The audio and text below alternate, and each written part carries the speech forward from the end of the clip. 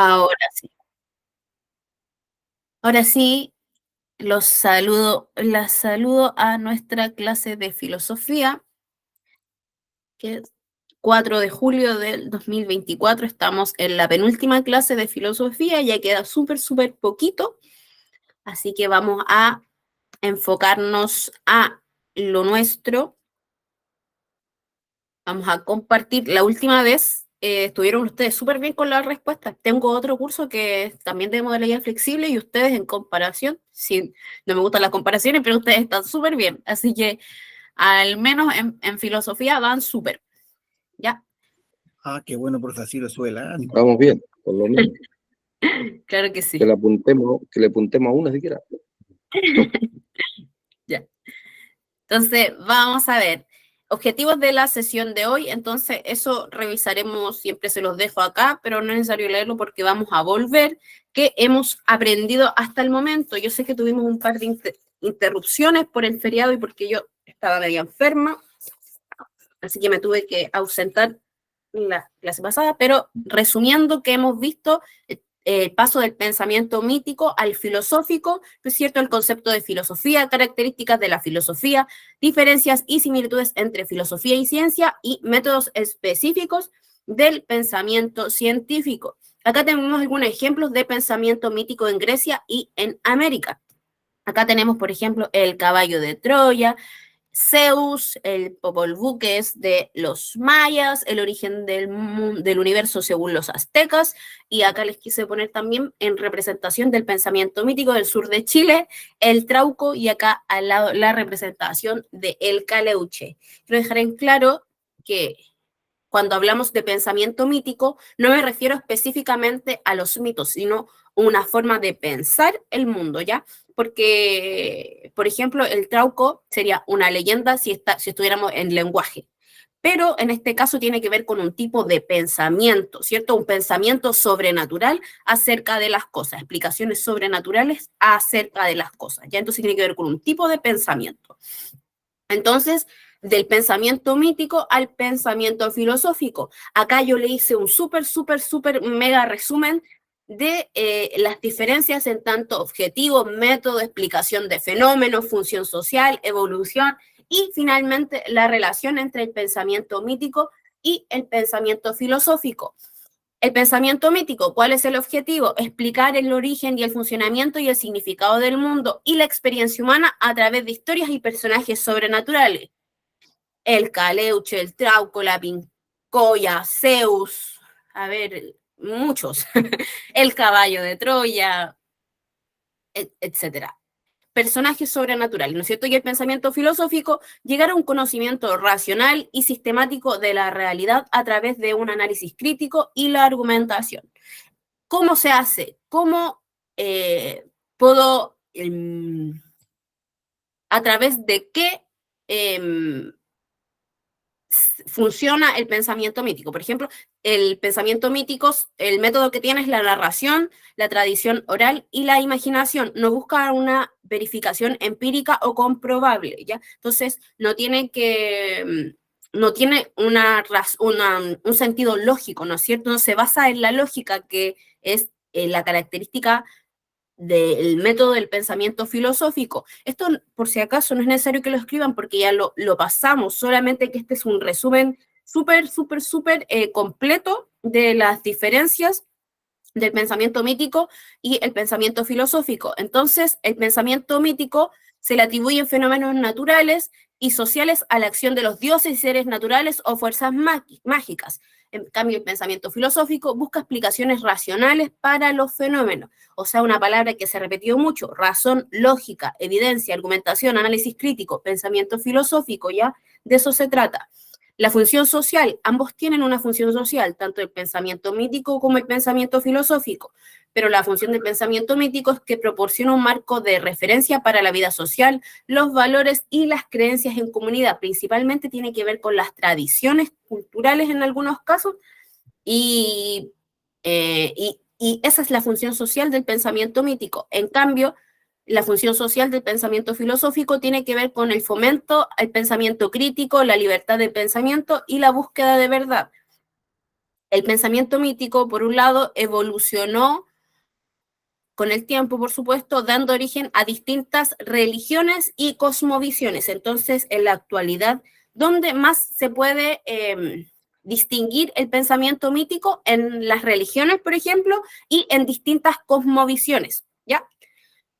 Y en el pensamiento filosófico, la evolución que tiene es que ha dado origen a diversas corrientes y escuelas de pensamiento a lo largo de la historia.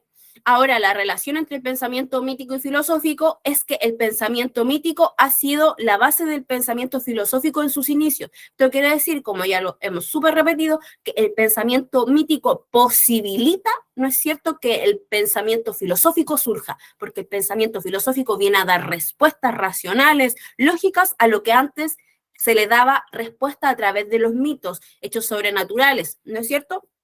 Entonces, la filosofía ha surgido como una forma, como dice ahí, de cuestionar y refinar las explicaciones míticas del mundo. Que acá yo les puse cómics que esperen un poquito, que es como una hija preguntándole al papá qué es la filosofía, y ahí se ve el papá como porque igual no es tan simple de explicar la filosofía. Entonces, ahora les voy a presentar un pequeño súper resumen de lo que es la filosofía. Ustedes me dicen si se escucha. ¿Se escucha? Sí, profe. Sí, profesora. Ya. Atención, por favor.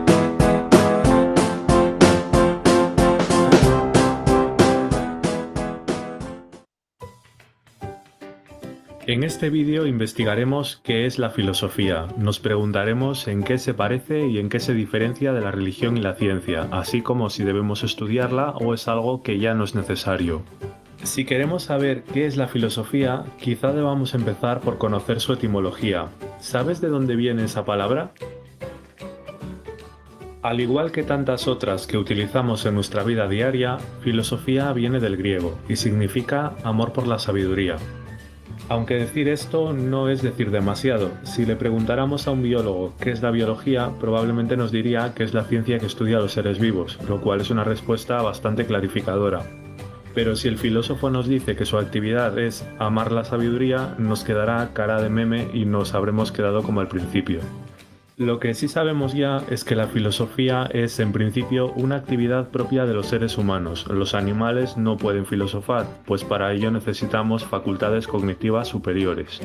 En el mito griego de la creación del ser humano, el titán Epimeteo repartió entre todos los animales diferentes características que harían viable su existencia. A algunos los dotó de fuerza, a otros de agilidad, a otros de alas, de sistemas de camuflaje, de velocidad, etc.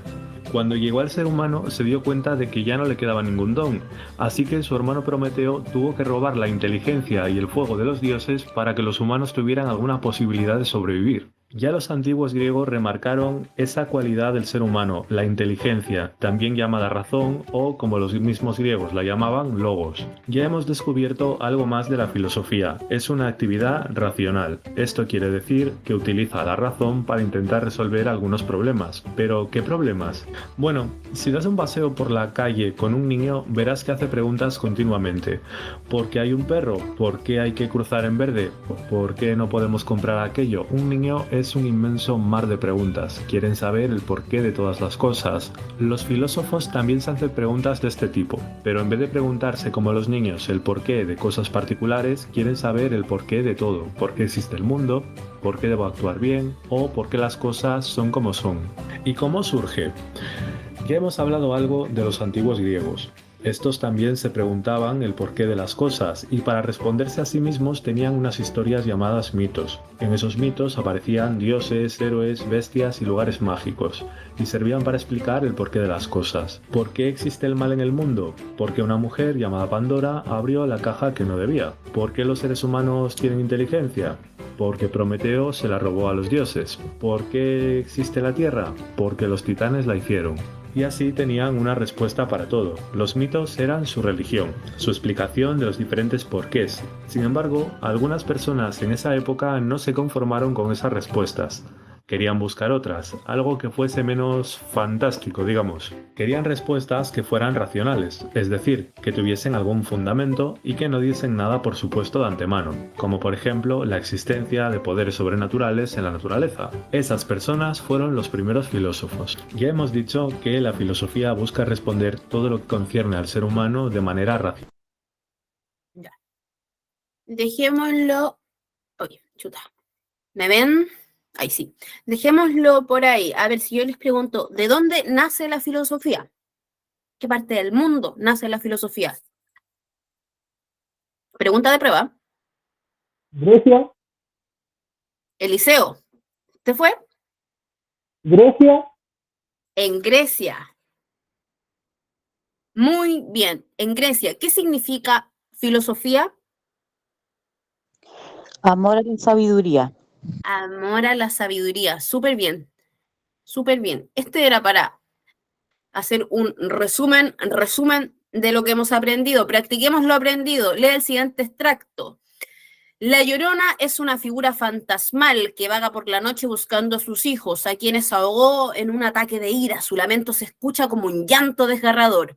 ¿A qué tipo de pensamiento se atribuye este texto? Alternativa mito, A, pensamiento filosófico. Alternativa B, pensamiento religioso. Alternativa C, pensamiento científico. Alternativa D, pensamiento mítico. mítico, De profe. A ver, de dedo. Veamos. Muy bien, pensamiento mítico. ¿Dónde me indica qué es pensamiento mítico?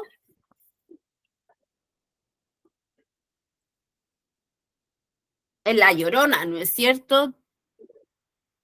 una figura fantasmal, Exacto, exacto. Súper bien. La narrativa, característica del pensamiento mítico, significa que los mitos, A, los mitos eran similares a las novelas, B, los mitos eran similares a los poemas, C, los mitos eran escritos tal como lo escribíamos, o los escribimos, sí, hoy en día en las historias, D, los mitos eran contados de una persona a otra. De una persona a otra. De. ¿La D de dedo? de dedo. D, ¿estamos de acuerdo? A ver. Vamos a ver. Súper bien. Ya. ¿Qué pueden aportar los pueblos indígenas de América a la cultura de la actualidad? A, su industria. B, sus avances tecnológicos. C, sus recursos económicos. D, su aprecio por la naturaleza. La De D. La D de la dedo. D, A ver. Están como avión. A ver.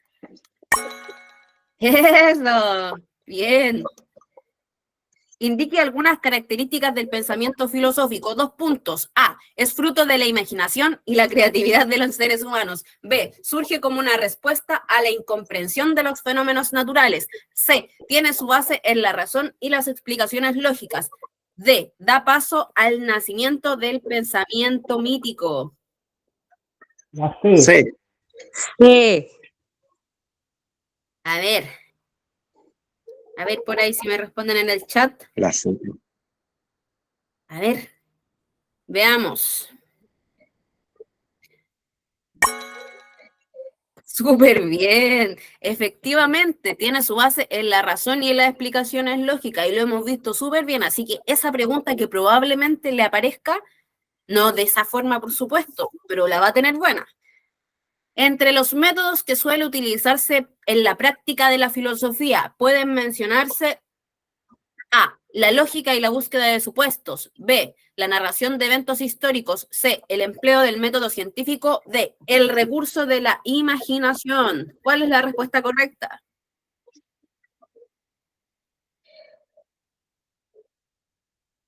La C.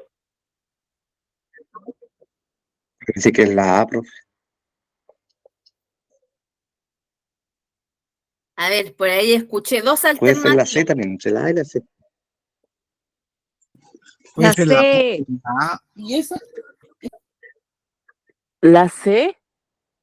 A ver, la C dicen por acá. El empleo del método científico. ¿Quién empleará el método científico?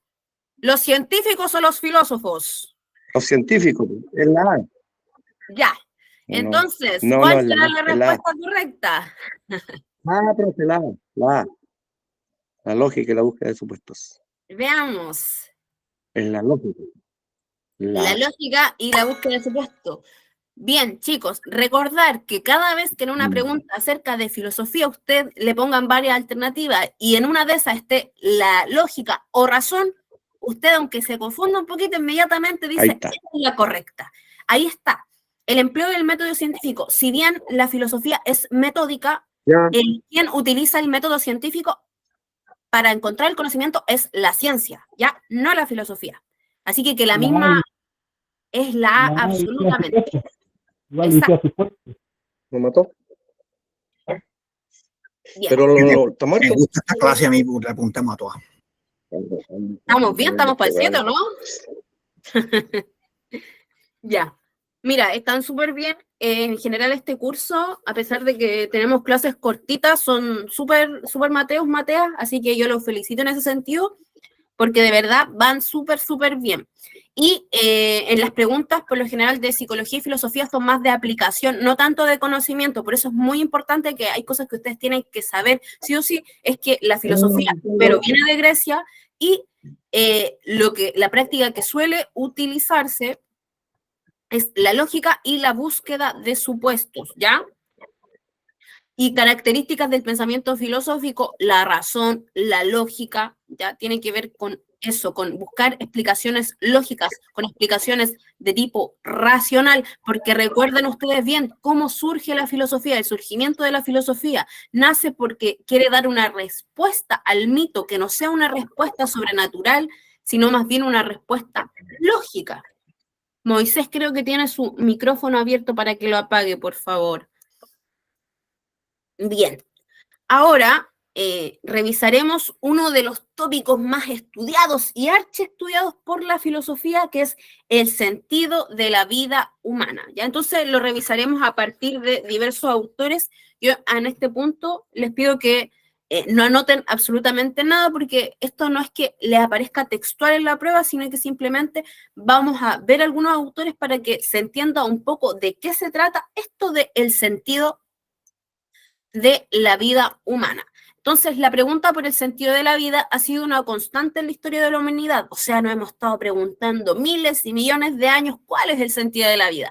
Filósofos y pensadores de todas las épocas han reflexionado sobre este tema, ofreciendo diversas perspectivas que enriquecen nuestra comprensión de la existencia humana. Entonces, a continuación veremos algunos ejemplos de autores o corrientes de pensamiento que tratan sobre el sentido de la vida.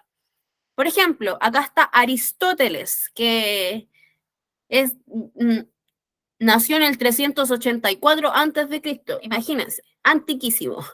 Para el filósofo griego, el fin último de la vida, o sea, el sentido de la vida es la felicidad, que se alcanza mediante el desarrollo de la razón y la virtud. La felicidad se encuentra en la contemplación de la verdad y en la realización del potencial humano. Por ejemplo, para los estoicos o el estoicismo, que es una corriente de pensamiento, enfatiza que la importancia de vivir de acuerdo con la razón y la naturaleza. Los estoicos creen que el sentido de la vida reside en la aceptación de lo que no podemos controlar y en el enfoque de lo que podemos controlar con nuestros propios pensamientos, como nuestros propios pensamientos y acciones. O sea, un estoico no sería mucho problema, diría, ok, esto no lo puedo controlar, entonces lo dejo. Lo único que puedo controlar es lo que voy a controlar, y para ellos lo único que se podía controlar, valga la redundancia, eran los pensamientos y las acciones. Por ejemplo, para Friedrich Nietzsche, ¿cuál es el sentido de la vida? El filósofo alemán propone la idea del superhombre, un individuo que supera las limitaciones morales y sociales tradicionales para crear sus propios valores y vivir una vida auténtica. Nietzsche rechaza la idea de un sentido universal de la vida y cree que cada persona debe crear su propio significado. ¿Ya? Entonces tiene esta idea de que cada persona hace el sentido de su vida, que no hay un sentido más, yo lo creo. El existencialismo diría algo parecido, pero habla de la libertad individual y la responsabilidad de cada persona para crear su propio significado de vida.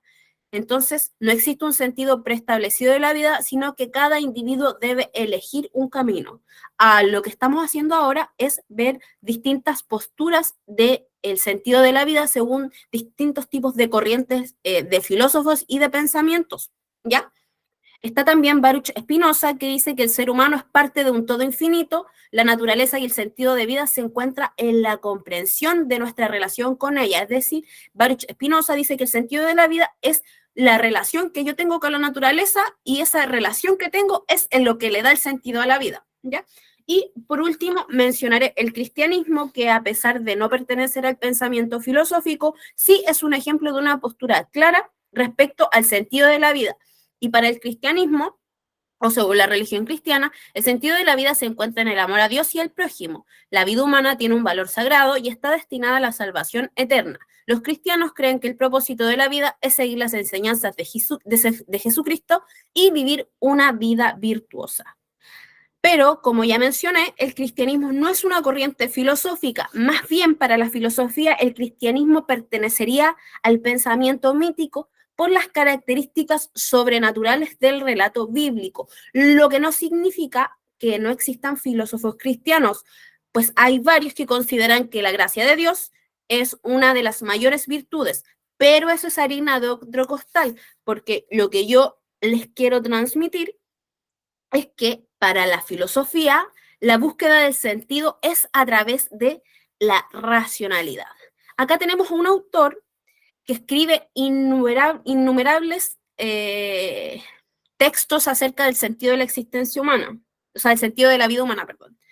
En realidad, él se pregunta por el motivo, ¿cierto? Entonces, él dice, nos preguntamos por el sentido de la vida cuando se nos plantean problemas en ella, o mejor dicho, cuando se nos presentan ciertos sinsentidos, por ejemplo, la muerte, el suicidio, la existencia del mal, también cuando nos sentimos desorientados, cuando no sabemos a dónde vamos ni sabemos dónde se dirigen las tareas que la vida nos impone. Entonces la pregunta se torna vital y a diferencia de las otras preguntas filosóficas, se exige una respuesta práctica.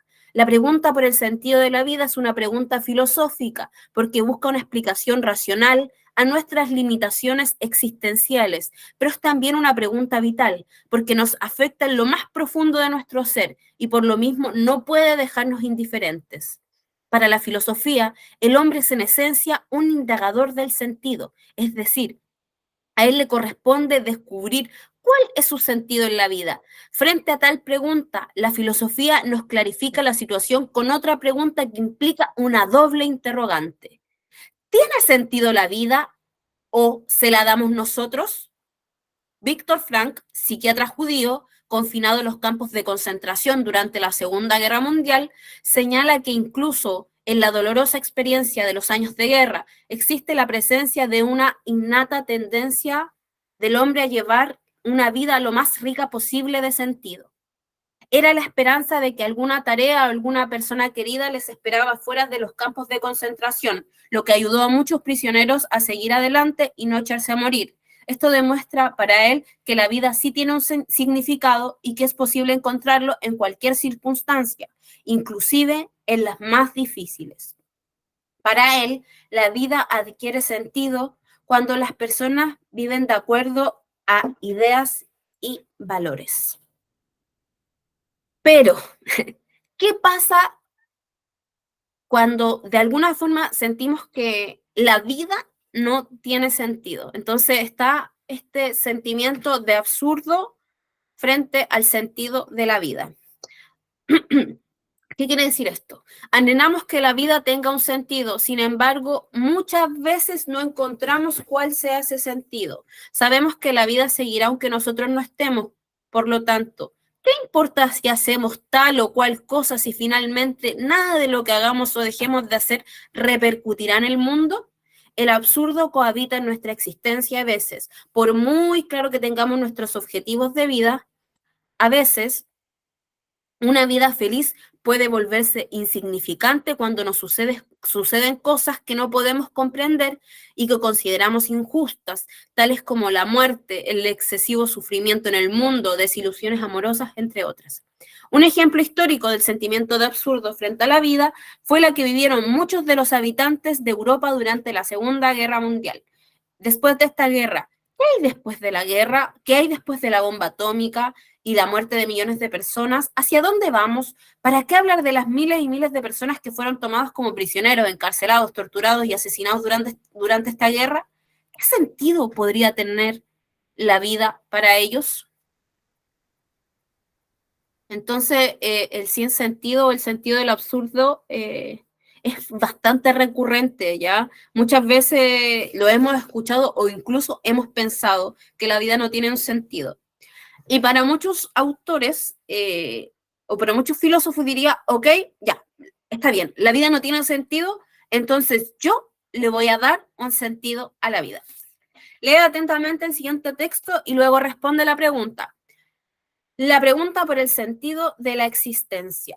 El psicólogo y filósofo Viktor Frankl estuvo prisionero en un campo de concentración nazi, donde desarrolló un pensamiento acerca de la importancia de buscar el sentido a la vida para sobreponerse a la adversidad y al dolor. El autor afirma: todo puede serle arrebatado a un hombre, menos la última de las libertades humanas, el elegir su actitud en una seriedad de circunstancias, de elegir su propio camino. No podemos cambiar la situación. Si no está en tus manos cambiar una situación que te produce dolor, siempre podrás escoger la actitud con la que afrontes ese sentimiento. Según lo indicado en la cita de Viktor Frankl, en situaciones de adversidad, A, se pone en riesgo la salud mental. B, las personas valoran lo que han perdido. C, se puede encontrar una explicación causal al sufrimiento humano. D, las personas tienen el poder sobre sí mismas para decidir cómo enfrentarlas. ¿Cuál es la alternativa correcta? La D. D. A ver. Puede ser la C, también como la B. La D debería ser. La D, a ver. Veamos. A ver por ahí cómo está el chat. La D dicen por aquí. La D, ya. Estamos más o menos, parece. A ver. Exacto. Las personas tienen, para el autor, las personas tienen el poder sobre sí mismas para decidir cómo afrontarla, ¿cierto? Entonces, esta pregunta salió, de hecho, el año pasado, si no me equivoco, sí, esta pregunta es una pregunta del año pasado de la prueba de psicología y filosofía. Así que la habrían tenido buena. ¿Ven? Porque hay preguntas que, como lo han visto, es de conocimiento, es decir, ustedes tienen que estudiar para saberlo, ¿cierto? Pero hay preguntas que son de aplicación, como las que veremos a continuación, y otras que son de comprensión lectora, ¿cierto? Esta es una pregunta de comprensión de lo que leen. Así que vamos súper, súper bien. Observe la siguiente imagen. El futuro está vacío todavía. El futuro está vacío todavía. El futuro aún no existe, pero en el presente, ¿puedo hacer algo para que sea mejor? Pues claro. Eso es una pregunta, no para que la respondan, sino que esta es una imagen de reflexión, ¿sí? Como en el futuro aún no hay nada, entonces se puede hacer algo para hacerlo mejor. ¿Cuál es el sentido de tu vida en la actualidad? Es necesario, en este sentido, mencionar que el sentido de la vida no tiene que ser algo grandioso o extraordinario. Puede ser algo simple, ¿ya? Esto es una pregunta para que ustedes lo piensen, ¿ya?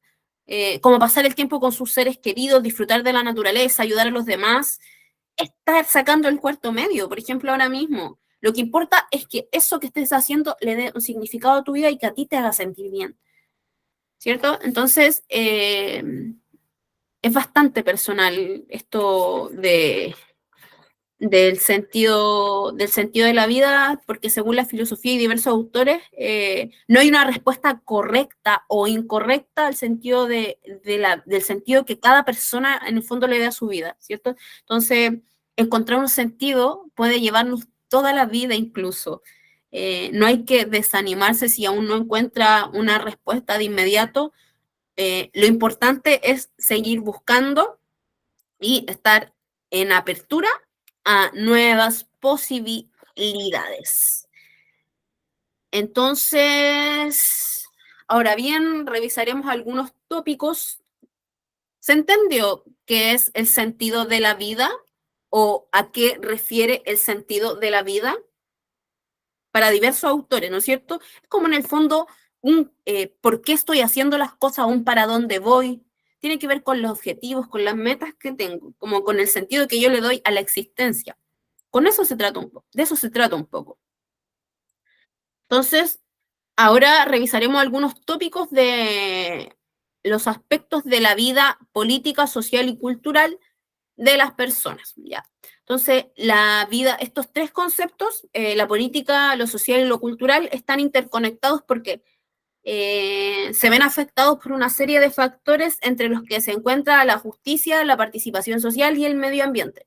Y a continuación se examinarán de manera rápida cada uno de estos porque, si se acuerdan, en unas clases pasadas hablamos de este concepto de justicia, pero en psicología, que igual es distinto desde la postura filosófica. Sin embargo, no nos centraremos en eso, pues para los términos de su prueba no es tan relevante, más sí los voy a mencionar, ¿ya? Entonces, el concepto de justicia es la concepción de cada época y civilización tiene acerca del sentido de las normas jurídicas, ¿ya? Ese sentido depende en parte del fundamento cultural que se tenga de acuerdo a la época y en el lugar donde se esté viviendo. Este se basa en un consenso amplio de los individuos de una sociedad sobre lo bueno, lo malo y otros aspectos prácticos de cómo deben organizarse las relaciones entre personas. Se supone que toda sociedad humana, la mayoría de sus miembros, tiene una concepción de lo justo y se considera una virtud social el actuar de acuerdo a esta concepción, ¿cierto? Entonces, de eso se trata lo justo o la justicia, que es parte de aspectos de la vida política, social y cultural, que un poco ya lo revisamos antes en psicología. Por eso no nos vamos a detener en esto. Y también está este concepto de participación social, que se entiende la participación social, aquellas iniciativas sociales en las que las personas toman consciente de un espacio, posicionándose y sumando a cierto grupo para llevar a cabo determinadas causas que dependen para su realización en la práctica, del manejo de estructuras sociales de poder. La participación se entiende hoy como una posibilidad de configuración de nuevos espacios sociales, ¿cierto? Entonces, está este último tópico que me voy a detener un poquito más, medio ambiente y época actual. Los otros conceptos de justicia y participación social, las preguntas que les harán no tienen que ver con preguntas de conocimiento, por eso no me detengo tanto en estos conceptos como sí en otros conceptos filosóficos, ¿ya? Porque por lo general estas preguntas les van a ser una pregunta abierta, ¿qué piensan ustedes acerca de la participación social o algo como esto? Hay una pregunta el año pasado que era muy similar a la que yo les voy a presentar a continuación, por eso me detuve. Medio ambiente y época actual. Cuando hayamos contaminado todas nuestras aguas, ¿qué vamos a beber? ¿Petróleo? En la actualidad vemos muchos acontecimientos en nuestro entorno. Sin duda, la mayoría pasará sin causar mayor interés en nuestras vidas, pero hay otros que nos afectan y que muchas veces causan cambios drásticos en nuestros estilos de vida. En América Latina, nuestro contexto más cercano, desde hace muchos años se producen cambios tanto políticos como sociales, pero también cambios ambientales. El mundo está viviendo una situación crítica en cuanto a medio ambiente, que por distintas causas no son tomadas con la importancia que en realidad amerita el tema. El mundo actual, el medio ambiente, se encuentra en una disputa de respeto y de responsabilidad, en la cual el futuro es nuestro juez y nosotros los demandados. Pero las preguntas son, ¿cuáles serán nuestros argumentos para la defensa? ¿Qué podemos decir a nuestro favor? Más aún, ¿cuál es la demanda puntual que se nos hace? Debemos mirar al pasado y reconocer los errores. Son muchos y mejoras muy pocas. Sin lugar a dudas, tenemos un presente empedrado, pero a causa de nosotros mismos y de nuestro afán modernizador y competitivo, por el cual nuestro mundo natural nos está pasando la cuenta y dando señales inequívocas del desequilibrio que generamos. Debemos tener claro que habitamos un lugar el cual no pagamos por vivir, menos aún por hacerle los cambios que encontramos necesarios para nuestro bienestar. Pero a pesar de todo, el sistema natural nos provee fuentes alimenticias y de producción que por mucho tiempo consideramos inagotables y que a pesar de que en la actualidad hay indicios irrefutables de que todo tiene su final, se nos hace imposible pensar que algún día podrán no existir. Se refiere al agua, ¿no es cierto? Que en algún momento pensábamos que el agua era inagotable, que nunca se iba a acabar, pero eso no es cierto. Esta es una pregunta que salió. De acuerdo a lo leído y tus conocimientos, ¿qué visión de la naturaleza tiene el mundo moderno? ¿Alguien quiere aventurarse con alguna respuesta? Y la otra es, ¿conoces la cosmovisión que tiene un pueblo indígena acerca de la naturaleza? ¿Alguien quiere responder? Queda muy poquito, así que... Moisés. Yo digo, profe, que trajeron los científicos y trajeron toda esa gente, a, como usted dice, po, a un mundo natural. Po. Esto era natural. Y vinieron los hombres con su sabiduría y atropellaron todo eso. Pues esto era natural, era para vivir naturalmente, o sea, de lo que la tierra nos da, de apreciar la naturaleza. Pero el hombre vino con su inteligencia y dijo que él podía hacer cosas mejores y con eso destruyó lo natural. Creo yo, una opinión. ¿No? Gracias, Moisés. Sí, muchas gracias. ¿Alguien más quiere opinar algo al respecto?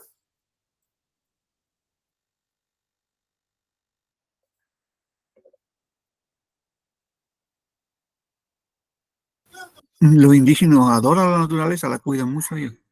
Mm. Es muy necesaria la naturaleza en la vida. Claro, hay mucho que tenemos que aprender de algún tipo de pensamiento de los pueblos indígenas en ese sentido. El cuidado del tratamiento que tienen con la naturaleza es súper distinto a este, como dice el texto, como este afán modernizador, como si mientras más moderno fuera todo, es como que pareciera que todo fuera mejor, pero eso no es cierto. De hecho, el deterioro de la naturaleza es tan grande que en algún momento los recursos que pensábamos inagotables se van a acabar. Imagínense, seguramente ninguno de los que estamos acá vamos a asistir a ese momento cuando estén peleando por el agua, pero el agua se va a acabar en algún momento y aún es tiempo para detener o frenar ese desastre. Practiquemos lo aprendido. Ah, y de todo esto, esta pregunta también está.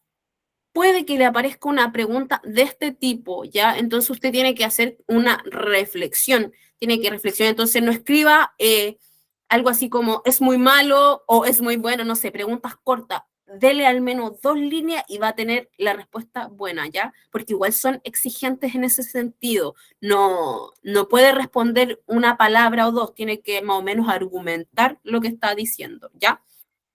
Practiquemos lo aprendido. Esta es una pregunta no de conocimiento, más sí de aplicación. Vea el afiche. José ve el siguiente afiche y decide inscribirse. ¿Y qué es este afiche? Es de la Junta de Vecinos Lomas de San Sebastián, Concepción, Chile. ¿Para qué se habrá inscrito José en esta organización? A, para oponerse a las autoridades. B, para ejercer un derecho ciudadano. C, para buscar oportunidades de negocio. D, para reclamar contra los habitantes del barrio. Pregunta de aplicación, no de conocimiento. ¿Cuál es la respuesta correcta? La B, la B. La D.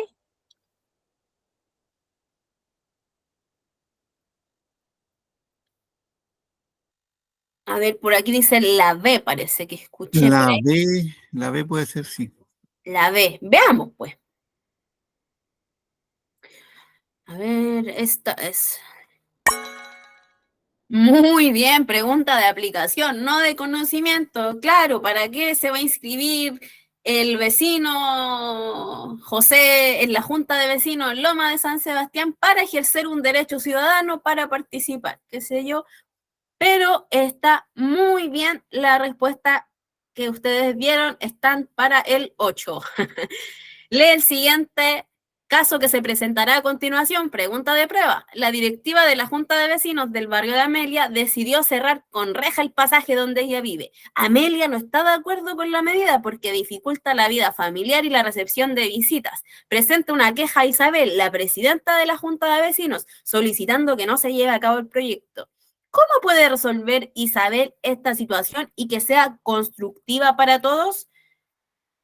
A. Ignorando la solicitud de Amelia. B. Dejando sin efecto la construcción de la reja. C. Citando a una asamblea de la comunidad. D. Sugiriendo a Amelia que busque otro barrio que le agrade. ¿Cuál es la respuesta correcta? La C. La C, profe, la más obvia. Moisés, usted dio en el clavo. Si usted no sabe una respuesta y si una pregunta de aplicación, la más obvia. Claro que sí. Es lo correcto, es lo que debería pasar, ¿no es cierto? Entonces ahí le preguntan, se juntan entre todos los vecinos del pasaje y deciden entre todos, ya bueno, ¿qué va a pasar con la reja que pusieron en el pasaje? ¿Se saca, se deja? Se decide, ¿ya? Entonces se tiene que citar una asamblea súper bien, de aplicación, insisto. Lee el siguiente caso que se presentará a continuación. El dueño de un restaurante negó el ingreso de una familia de inmigrantes a su local, señalando que no quedaban mesas disponibles. Algunos clientes le reclamaron al dueño, ya que sí quedaban mesas sin ocupar. Sin embargo, este afirmó que se encontraba en su derecho de decidir quién ingresaba a su local. ¿Qué valores está transgrediendo el dueño del restaurante con su actitud? Es decir, ¿qué valores no está respetando el dueño con su actitud? Esta también es una pregunta que salió en una prueba anterior. ¿Cuál es la respuesta correcta? Usted tendría que poner el valor que no está respetando el dueño del restaurante y decir por qué es ese el valor que está transgrediendo. ¿Se entiende? ¿Cuáles son los valores? ¿Qué valor ahí? Profe. El respeto, le faltó el respeto a esa gente porque todo ser humano debería ser tratado igual. Exacto, exacto, sí que sí. Entonces, por ejemplo, si usted pone qué valores no está respetando o transgrediendo el dueño del restaurante, pero si no justifica, por ejemplo, lo que hizo Moisés, está muy bien, porque dijo, este valor, ¿por qué tanto, tanto? O sea, usted no puede poner, si usted simplemente pone el valor que está transgrediendo, o sea, que no está respetando el dueño del restaurante, va a estar malo. De verdad, soy súper majadera con eso porque he visto revisión de pruebas y lo anulan, aunque el valor esté bueno, si usted no justifica su respuesta, va a estar mala, ¿ya? Entonces, justifique su respuesta. Y por último, mis chicos, mis chicas, en el contexto de la sociedad globalizada actual, se produce una mayor circulación de personas de diferentes países. De este modo, se generan situaciones donde está presente la diversidad cultural. ¿Cuál de las siguientes situaciones expresa el respeto de la diversidad? A. Compartir con vecinos extranjeros. B. Rechazar un idioma desconocido. C. En observar a los extraños en la calle. D. En renunciar a las propias tradiciones. ¿Cuál es la respuesta correcta? La primera. La A sería. La A. A ver, veamos, como diría Moisés, usted marque la más obvia. Entonces usted no va a poner rechazar un idioma desconocido, ¿ya? Usted va a poner compartir con sus vecinos. Es la respuesta más obvia, el sentido común. Algunas preguntas son difíciles, pero la mayoría usted las va a poder hacer, ¿ya? Entonces, si nadie más tiene algo que agregar, estaríamos terminando la sesión de hoy. Usted, antes de retirarse, ponga su nombre, por favor, en el chat, y si hay alguna pregunta, este es el momento, y como siempre, un gusto compartir con ustedes. Está muy Mateo.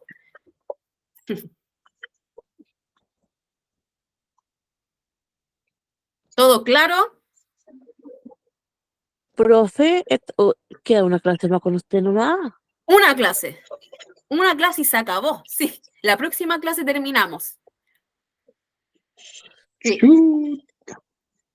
¿Y por qué, profe, si tenemos, la pregunta es, si tenemos pruebas hasta agosto? Porque así están estipuladas las clases de filosofía, como las clases de filosofía es un poquito más corta que las otras pruebas, están estipuladas para un tiempo menor, por eso. Porque la de filosofía es más cortita, que solo es de 18 preguntas. Así que la próxima semana les voy a hacer la clase final y vamos a cerrar las clases de filosofía. Sí, Y una prueba también ahí. pero bueno. Pero, no sé si, yo sé que no va a ir bien, pero por alguna casualidad nos fuera mal, ¿volvimos con usted o no? Sí, eso lo tienen que hablar con Eric. Es Porque, que no los va a ir mal, no los va a ir mal. Porque, pero yo encuentro que a ustedes les va a ir súper bien. Al menos filosofía van a estar 10 de 10. Gracias, profe. Ese es bueno. Sí, les voy súper bien. Les voy súper bien. ¿Nos tiene alta confianza usted? Mucha, pero si yo lo he visto su proceso. Entonces, claro que les tengo confianza. Ya, mis chicos, vamos a detener la grabación.